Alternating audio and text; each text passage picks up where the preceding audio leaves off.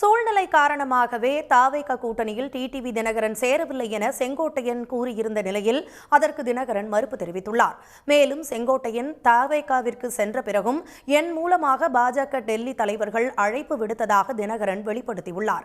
இருவரும் கூறிய கருத்துக்களை தற்போது பார்க்கலாம். ஏமாற்றமல்ல, ஒவ்வொருடைய நிலை அப்படி இருக்கிறது.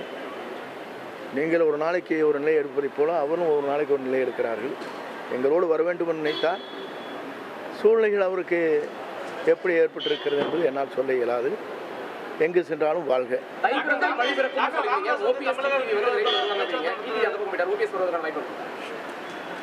ஒவ்வொருவர்கிட்டத்திலும் நாங்கள் சொல்லிட்டு போய் முடிச்சானதே டெல்லியிலேருந்து வந்துடுறாங்க.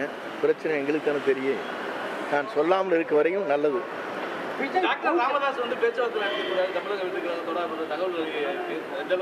இப்போது செய்திகள் உங்களுக்கு வந்திருக்கு. நான் போகிற வரை தான் பார்த்தேன்.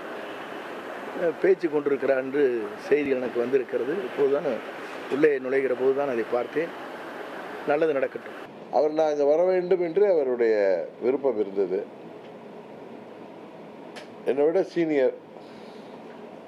அவரை நான் மறுக்க முடியாமல் நான் அவர்கிட்ட தயக்கமாக இருப்பேன். அதாவது வரலன்னு சொல்லாமல் அவரை எனக்கு மறுக்க பார்த்துக்கோண்ணேன்னு சொல்லுவேன். அவர் நம்பினார், ஸ்வேராக வந்துடுவேங்கிறது அவர் உறுதியாக இருந்தார். ஈவன் நான் டெல்லிக்கு போயிட்டு வந்தப்போ கூட பத்திரிகையாளர்கள்ட்டெல்லாம் கூட நான் சொல்லலை. ஆனால் அவர்கிட்ட நான் பேசுகிறேன். அடிக்கடி நாங்கள் ரெண்டு பேரும் சந்திப்போம். அவர் அங்கே போனதுக்கப்புறமும் பல முறை என்னோட சந்திப்பார்.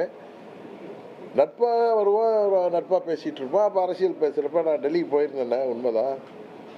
உங்களை கேட்டாங்க முக்கியமானவங்க, ஏன் செங்கோட்டையன் அங்கே போயிட்டாரு, அவரை கூப்பிடுங்க, மறுபடியும் உங்கள் கூட இருக்கிறவர் தானே, உங்களோட க்ளோஸ் ஃப்ரெண்டு தானே, கூப்பிடுங்க, ஏன் அவசரப்பட்டு போனார், இல்லை நான் பேசுகிறேங்கன்னு சொன்னேன்.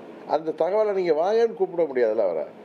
இந்த தகவலை முக்கியமான தலைவர் உங்களை கேட்டாங்க, அது சரி வராதுங்க எனக்கு அப்படின்னு சொன்னார். அவர் பேசியிருந்தோம். நான் வருவேன்னு நம்பினார். நான் அவரை மறுக்கலை. அதான் அதனால சொல்கிறேன், சூழ்நிலையெல்லாம் ஒன்றும் இல்லை. உடனுக்குடன் செய்திகளை தெரிந்து கொள்ள சன் நியூஸ் பெல் ஐகானை கிளிக் பண்ணுங்க.